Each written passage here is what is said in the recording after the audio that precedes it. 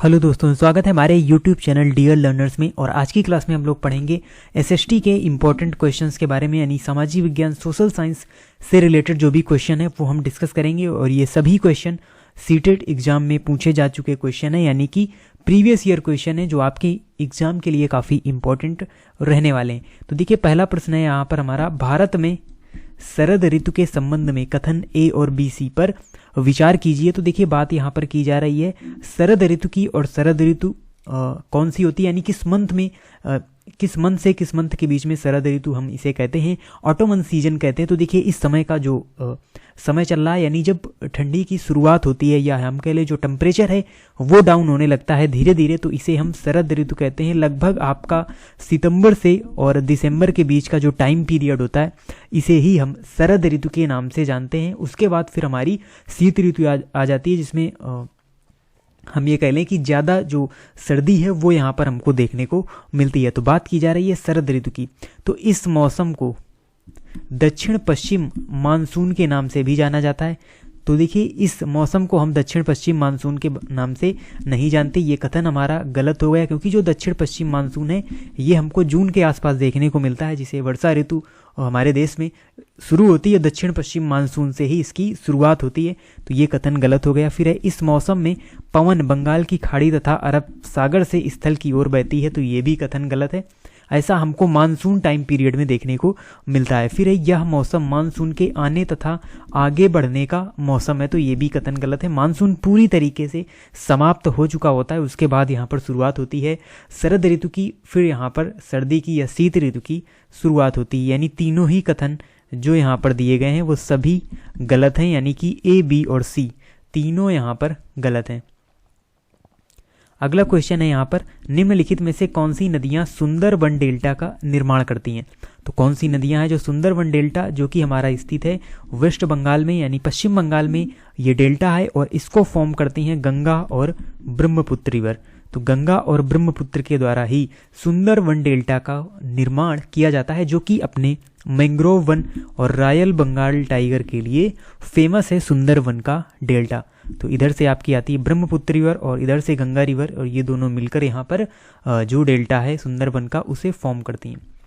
अगला क्वेश्चन है, वायुमंडलीय परत की पहचान कीजिए दो कथन के माध्यम से। तो अंतरिक्ष से प्रवेश करने वाले उल्का पिंड यहाँ पर इस परत में आने पर जल जाते हैं। वो कौन सी परत है, और इस परत में बढ़ती ऊंचाई के साथ तापमान घटता है, यानी जब हाइट बढ़ेगी तो टेम्परेचर यहाँ पर लो होगा। ऐसी परत कौन सी है, और उल्का पिंड जिस परत में जलते हैं वो परत कौन सी है, तो ये है हमारी मध्यमंडल, या जिसे हम मीजोस्फीयर भी कहते हैं। तो मध्यमंडल में ही जो उल्का पिंड होते हैं वो यहाँ पर जल जाते हैं, और साथ ही साथ यहाँ पर ऊंचाई बढ़ने के साथ तापमान में जो गिरावट है वो हमको देखने को मिलती है। उसके अलावा वायुयान के उड़ने के लिए जो उपयुक्त परत है वो कौन सी है, समताप मंडल और क्षोभ मंडल में सभी मौसमी क्रियाएं हमको देखने को मिलती हैं। फिर है, आतपन का संबंध किससे है। तो आतपन कई बार हम ये टर्म पढ़ चुके हैं, जिसे इंग्लिश में हम इंसोलेशन कहते हैं, और इसे हिंदी में सूर्यताप भी कहा जाता है। तो सूर्यताप भी इसे कहा जाता है। तो इसका संबंध यहाँ पर ऑब्वियसली होगा किसके साथ, सूर्य ऊर्जा के साथ या सौर ऊर्जा के साथ ही इसका संबंध है, जो आतपन वर्ड है या इंसोलेशन वर्ड है या सूर्यताप वर्ड है। अगला क्वेश्चन है यहाँ पर, निम्नलिखित से मिलान करना है आपको। कुछ वन दिए हुए हैं यहाँ पर, और कहाँ पर ये वन पाए जाते हैं ये आपको यहाँ पर बताना है। तो देखिए, पहले जो शंकुधारी वन है ये कैसे होते हैं। तो जो शंकुधारी वन होते हैं ये आपके नरम काष्ठ वाले सदाबहार वृक्ष होते हैं। फिर है भूमध्य सागरीय वनस्पति। तो ये जो भूमध्य सागरीय वनस्पति है, इक्वेटर वनस्पति है, ये आपकी पाई जाती है कहाँ पर, महाद्वीपों का पश्चिमी और दक्षिणी पश्चिमी किनारे में। फिर है उष्णकटिबंधीय सदाबहार वन, और ये जो वन है ये आपके पाए जाते हैं दृढ़ काष्ठ वाले वृक्ष होते हैं, यानी इनकी जो लकड़ी होती है कठोर होती है। जो उष्णकटिबंधीय यानी ट्रॉपिकल रेन फॉरेस्ट होते हैं, इनकी यहाँ पर जो लकड़ी होती है वो कठोर होती है। फिर शीतोष्ण ये टेम्परेट जोन वाले जो फॉरेस्ट हैं ये महाद्वीपों के पूर्वी किनारे में स्थित होते हैं। तो यहाँ पर सही आंसर होगा ए का 3 बी का 4। तो ये हमारा सही होगा ए का 3 बी का 4 और सी का 2। अगला क्वेश्चन है, दिए गए विकल्पों पर ध्यान दें और उचित विकल्प का चयन करें। तो यहाँ पर देखिए आप कहा गया है सहारा रेगिस्तान एक समय में पूर्णतया हरा भरा मैदान था। उसके अलावा जो सहारा की गुफाओं से प्राप्त चित्र नदियाँ, मगर, हाथी, शेर, पशु तथा बकरियाँ दर्शाते हैं। तो देखिए जो सहारा डिजर्ट है, सहारा मरुस्थल है, जो कि आपका कहाँ स्थित है, ये अफ्रीका में स्थित है और एक बड़ा एरिया कवर करता है सहारा रेगिस्तान। तो इस समय तो ये एक डिजर्ट है, लेकिन कुछ समय पहले या एक समय ये क्या हुआ करता था, हरा भरा मैदान हुआ करता था। तो ये बात बिल्कुल सही है, ये पहले हरा मैदान हुआ करता था। और इसकी जो गुफाएं हैं वहाँ से जो चित्र प्राप्त हुए हैं नदियों के, मगर के, हाथी के, शेर के, पशु के और बकरियों के, तो इसे पता चलता है कि ये हरा भरा मैदान हुआ करता था। यानी यहाँ पर ए और बी दोनों ही सही हैं, यानी थर्ड नंबर ऑप्शन आपका सही होगा, ए बी दोनों ही सही हैं। अगला क्वेश्चन है डॉल्फिन के बारे में नीचे दिए गए जो कथन है उन पर विचार कीजिए। तो यहाँ पर है गंगा और ब्रह्मपुत्र नदी के अलवण जल में डॉल्फिन पाई जाती है। तो गंगा डॉल्फिन के नाम से भी यहाँ पर जाना जाता है। और इसके अलावा बात करें अगर हम, तो गंगा और ब्रह्मपुत्र के अलवण यानी ऐसा जल जिसमें यानी जो जल लवणी ना हो, खारा ना हो, वहाँ पर ये डॉल्फिन पाई जाती हैं। तो बिल्कुल सही बात है। उसके बाद डॉल्फिन अभ्यारण्य बिहार राज्य में स्थित है। तो ये भी हमारा कथन सही है, क्योंकि जो डॉल्फिन नाम से अभ्यारण्य है ये बिहार में ही स्थित है। फिर है डॉल्फिन की उपस्थिति से जल की शुद्धता का पता चलता है। तो ये भी बिल्कुल सही है, क्योंकि जल जहाँ पर शुद्ध होगा डॉल्फिन वहीं पर आपको देखने को मिलेंगी। तो इससे शुद्धता का पता भी चलता है। यानी यहाँ पर ए, बी और सी तीनों ही आपके सही हैं, तीनों ही कथन डॉल्फिन के बारे में सही हैं। अगला क्वेश्चन है यहाँ पर बायोगैस अनिवार्य रूप से निम्न में से किनका मिश्रण है, यानी किन किन के मिश्रण से मिलकर बायोगैस यहाँ पर बनती है।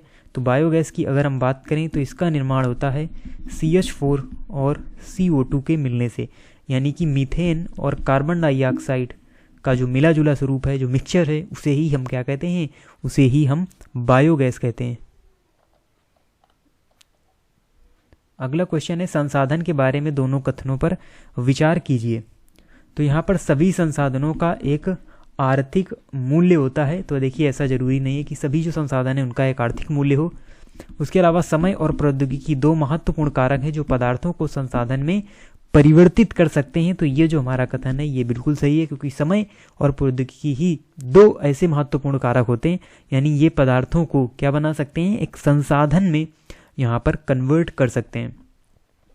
तो यहाँ पर बात करें जो ऑप्शन हमारा सही होगा वो होगा ए गलत है, परंतु बी सही है।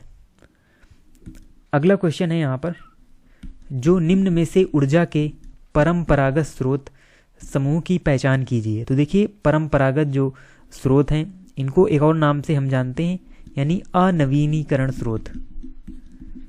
अनवीनीकरण का मतलब यानी इनके जो भंडार हैं वो यहाँ पर सीमित हैं।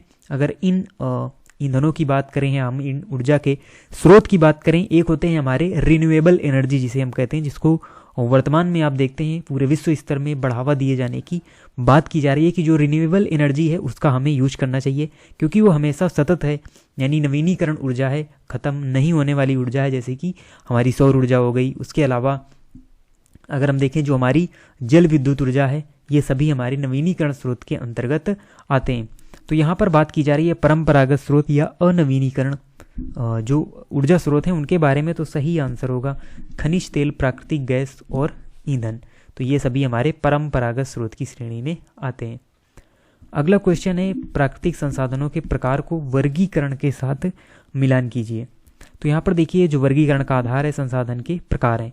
तो देखिए विकास और प्रयोग का जो स्तर है, यानी विकास और प्रयोग का जो स्तर है ये कैसे हैं, वास्तविक एवं संभाव संसाधन है। उसके बाद इनका उद्गम जो है, उद्गम कहाँ से देखने को मिलता है, तो जैव और अजैव से जो प्रकार हैं संसाधन के वो उद्गम की श्रेणी में आते हैं। फिर है वितरण, तो सर्वव्यापक और स्थानिक इनका वितरण होता है। फिर है भंडार, तो ये नवीनीकरण और अनवीनीकरण, यानी भंडार के उनमें हम रखते हैं, यानी भंडार की श्रेणी में उन्हें हम रखते हैं उन संसाधनों को जो नवीनीकरण है और अनवीनीकरण है।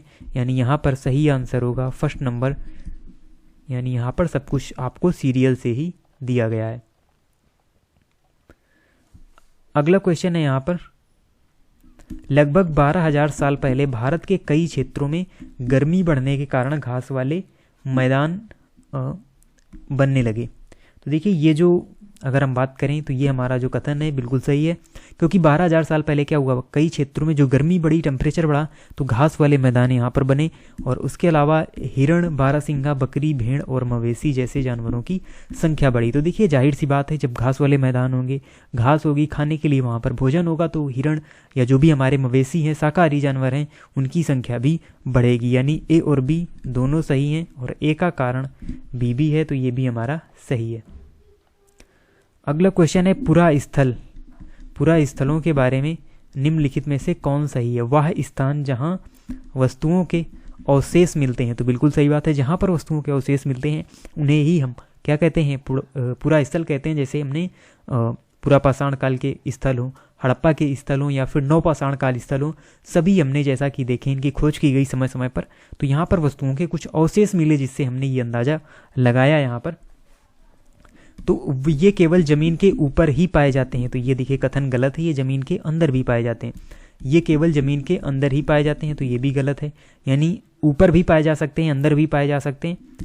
ये समुद्र और नदी के तल में कभी नहीं पाए जाते। तो ये भी हमारा कथन गलत है, क्योंकि समुद्र और नदी के तल में भी जो इनके अवशेष हैं वो हमको देखने को मिलते हैं पुरा स्थलों के। तो यहाँ पर जो सही होगा वो केवल और केवल कथन ए ही सही होगा। फिर है अगला क्वेश्चन, हड़प्पा सभ्यता के लोग बनाते थे, यानी क्या क्या बनाते थे? तो पत्थर की मुहरें, तो ये भी मिली हैं, तो ये बिल्कुल सही बात है, ये भी बनाते थे। फिर है यहाँ पर पीले रंग से डिजाइन किए गए पात्र, तो ये हमारा सही आंसर नहीं है। उसके बाद लोहे से बनी तकलियाँ, तो ये भी हमारा आंसर नहीं सही है। सोने से बने बर्तन भी हमको मिले हैं, यानी यहाँ पर जो सही आंसर होगा वो होगा ए तथा डी। तो ए तथा डी यहाँ पर सही आंसर होगा।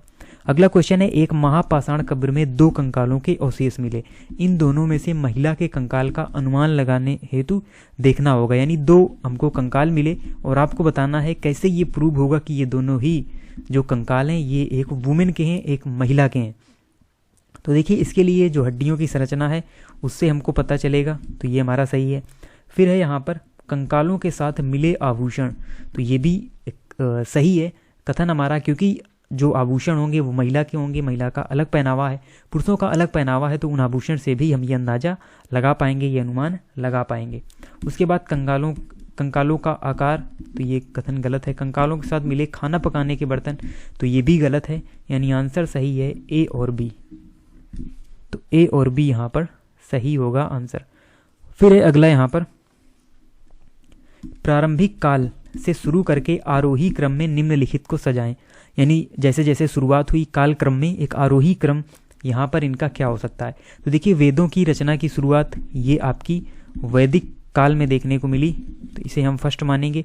फिर है महापाषाणों के निर्माण की शुरुआत, तो ये भी उसके बाद हमको देखने को मिलती है, तो सेकंड नंबर पर आता है।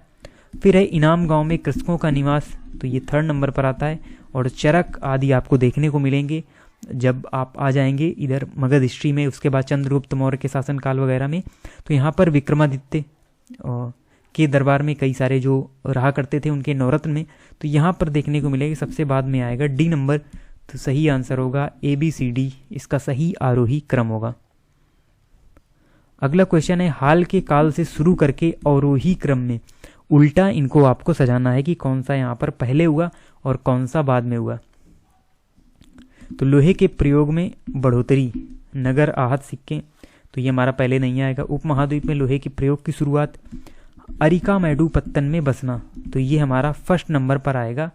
आज के काल से अगर हम शुरू करें और हमको अवरोही क्रम में लिखना है, यानी सबसे पुराना वाला सबसे पहले होगा।